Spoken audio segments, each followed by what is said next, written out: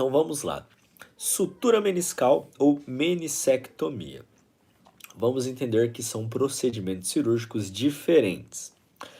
Quando, por exemplo, eu pego, né, chega uma pessoa que fez uma cirurgia de ligamento cruzado anterior e também foi abordado o menisco, ou se ela só fez a abordagem no menisco e chega para mim sem nenhum relatório, sem um diagnóstico, e muitas vezes a pessoa também não sabe o que foi realizado.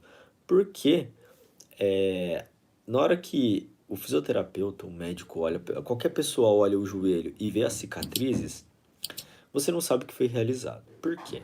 Na cirurgia de ligamento cruzado, vem dois buraquinhos onde entra, né, a artroscopia e o instrumento, e aonde foi retirado o tendão para enxerto. Aí você sabe qual tipo de enxerto foi utilizado por ver a cicatriz.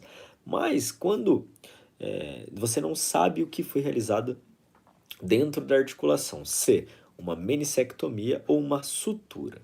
Então, a menissectomia, ela é a remoção de um pedaço, do pedaço que foi lesionado, do menisco. Já a sutura é costurar esse pedaço que foi lesionado. E qual é melhor? Depende, porque as cirurgias têm suas particularidades. A menissectomia, ela é muito boa para a gente acelerar o processo de reabilitação. Tanto é que quando a pessoa faz apenas a menissectomia, sem nenhuma outra cirurgia no joelho, com 2 meses ela está voando. Né? Ela já sai da cirurgia andando, até mesmo sem muleta, o joelho quase não incha. O procedimento demora aí uns 10 minutos para ser realizado. Então ela chega na físio aí pra gente muito bem. Ela chega dobrando o joelho, às vezes até mais do que antes da cirurgia, porque aí tinha um pedaço do menisco que ficava dentro da articulação travando. Então quando vai lá fazendo a menissectomia, o cirurgião entra no vídeo, né, entra com o vídeo e com o instrumento, ele olhou, tem um pedaço, corta, tira, limpa.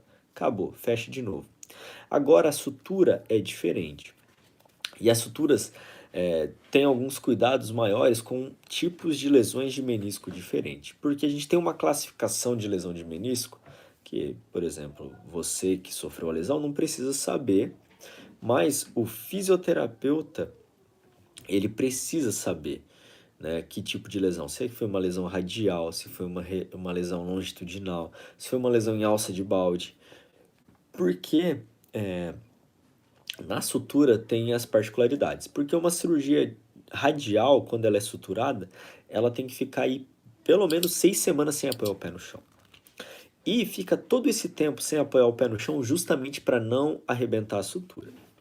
Quando são suturas em outras lesões do menisco, como por exemplo, lesão longitudinal, até mesmo a alça de balde, a alça de balde geralmente faz a menissectomia. Mas quando uma lesão longitudinal e faz a sutura, a descarga de peso ela pode acontecer a partir da quarta semana. Descarga de peso com as duas muletas, claro. E também tem a amplitude controlada, que é até 90 graus de flexão para ser estimulada. Caso a pessoa ela consiga dobrar mais voluntariamente, sem fazer esforço nenhum, ok, tá tranquilo, né? O importante é não forçar.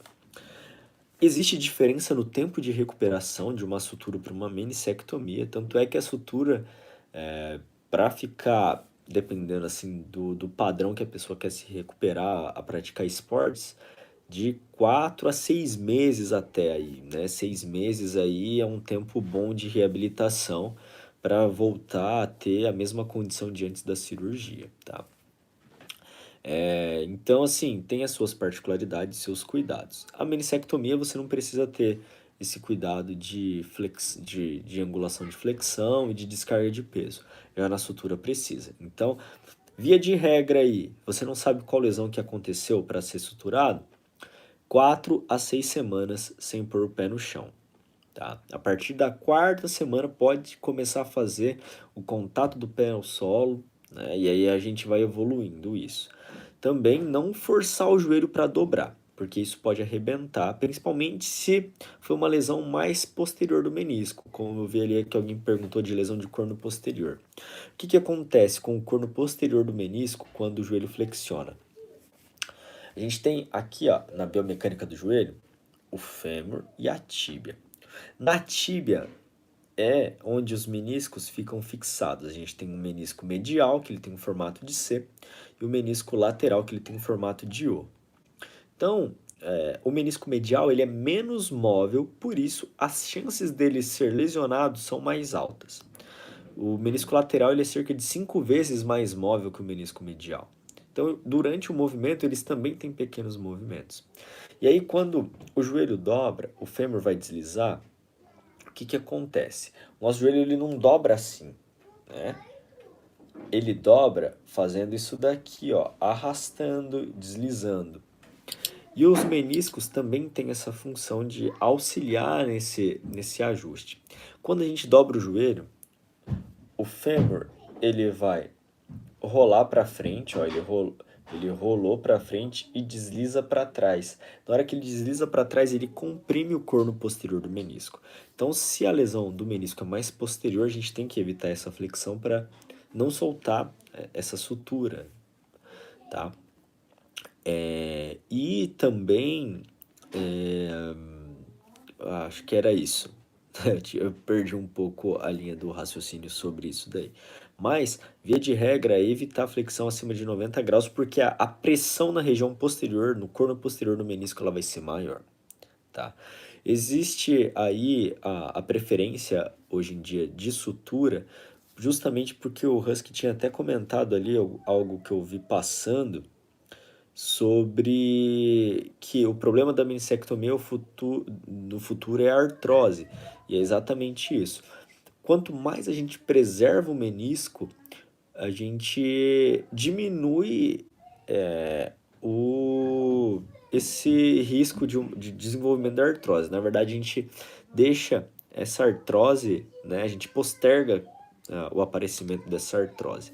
Mas assim, cirurgia de LCA tem um risco para artrose precoce, meniscectomia. Antigamente eles faziam a remoção total do menisco. Esses dias apareceu aqui no canal uma mulher que fez essa cirurgia aí há um tempo atrás que removeu totalmente o menisco. Então a chance de ter uma artrose precoce é altíssima, porque o menisco ele serve para absorver impacto, para nutrir a cartilagem.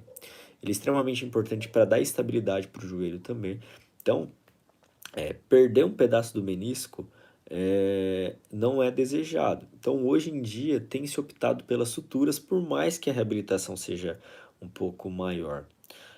Dependendo do caso, né, igual o supino aí fez a lesão em alça de balde, né, a alça de balde, o que que acontece? Fica igual uma alça de balde dentro do joelho, então isso daí geralmente trava a articulação do joelho, então não dobra mais nem estica mais o que está ali. E aí ele vai lá e tira esse pedaço. No caso dele fez a sutura, tá? Isso é bom, porque aí, né, por maior que seja a lesão, isso vai preservar o menisco dele, mesmo sendo a recuperação um pouco mais lenta. Mas o importante é pensar lá na frente para não ter complicações e não ter efeitos aí indesejados. Beleza? Então, é diferente a reabilitação e é extremamente importante o fisioterapeuta saber qual cirurgia foi realizada, porque se trata diferente. Se você começar a soltar peso na perna que foi operada aí de sutura meniscal antes da quarta semana, as chances de perder a cirurgia são altíssimas. Não recomendo de maneira nenhuma. E o menisco ele tem uma particularidade também quanto à sua vascularização. O menisco ele é pouco vascularizado e ele tem algumas regiões que são mais vascularizadas. Há uns 10 anos atrás, até um pouco menos, os cirurgiões só faziam sutura quando a lesão era na região mais vascularizada, que é chamada de vermelho-vermelho, que é a região mais externa do menisco. Ou até mesmo quando era na branca-vermelha, que é a região intermediária. Na região branca-branca, que não tem vascularização, eles não optavam por fazer a reconstrução por sutura. Então, o que acontece é que eles foram investigando e testando suturas, mesmo em regiões que eram pouco vascularizadas, e notaram que elas eram bem-sucedidas. Então, hoje, quando é possível, opta-se pela sutura do menisco, principalmente em indivíduos jovens.